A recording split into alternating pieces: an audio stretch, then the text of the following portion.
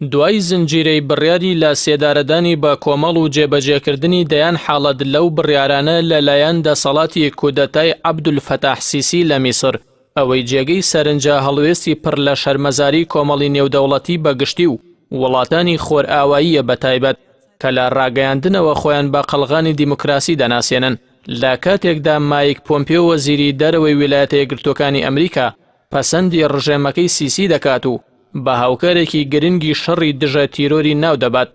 بەیاننامە شەرمنانەکەی وەزارەتەکەی هیچ ئاماژەیەکی بۆ ئیدانەی ڕژێمی کودەتای میسر تێدا نەبوو کە دادگاکانی لەژێر ئەشکەنجەی سەختدا دۆسیەکان تێدەپەڕێنن.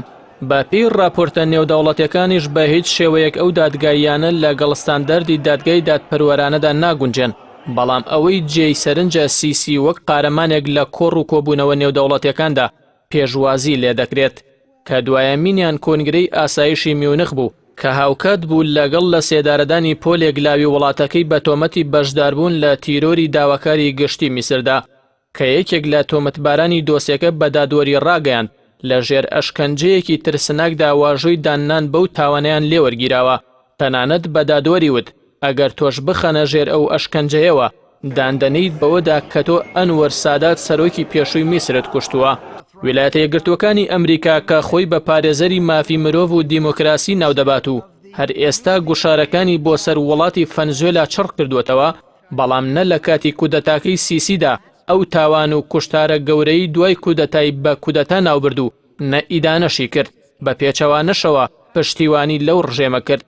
هەروەک دواتریش دەرکەوت بێرناردینۆ لیۆن وەکو ڕێخەری پەیوەندیەکانی یەکێتی ئەوروپا و کودەتا چیان کاری کردووە بۆ کودەتا بەسەر ئەنجامەکانی بەهاری عەرەبیدا لە میسردا. بۆیە چاودێران پێیان وایە هۆکاری ئەو بێدەنگی خۆرئاوا لە چەند خاڵێکدا کورد دەبێتەوە. یەکەم، بۆ ئەمریکا و خۆرئاوا ئاسایشی ئیسرائیل لە پێشی هەموو بەهاکانی مافی مرۆڤ و دیموکراسیەوەیە، بۆیە هێشتنەوە و پشتیوانی لە ڕژێمی عەبدولفەتاح سیسی لەلای ئەوان گرنگترە لە مافی گەلی میسر. دووەم، سیسی هەروەک لە کۆنگرەی ئاسایش لە میونخ ئاماژەی پێدا بە شانازیەوە شەڕی دژە تیرۆر دەکات، بەڵام ئەو زاراوەی تیرۆری ئیسلامی بەکارهێنا کە ناوەندە خۆرئاوایەکان ئەو زاراوەیان پێخۆشە، چونکە کار لەسەر یەکسانکردنی ئیسلام وەکو ئاین لەگەڵ تیرۆردا دەکات. ئەوەش بۆ ئەوان سەرنج ڕاکێشە بەڵکو سیسی مەبەستی سەرکوتکردنی نارەکانیەتی نەک لە ڕاستیدا دژی تیرۆر بێت. سێەم، عەبدولفەتاح سیسی لە وتارەکەی میونخدا ئاماژەی بەوەدا ئەو وڵاتێکی گەوری باکووری ئەفریقا بەڕێوە دەبات، بەڵام لە وڵاتەکەی ئەوەوە کۆچبەرە و ئەوروپا ناکرێت.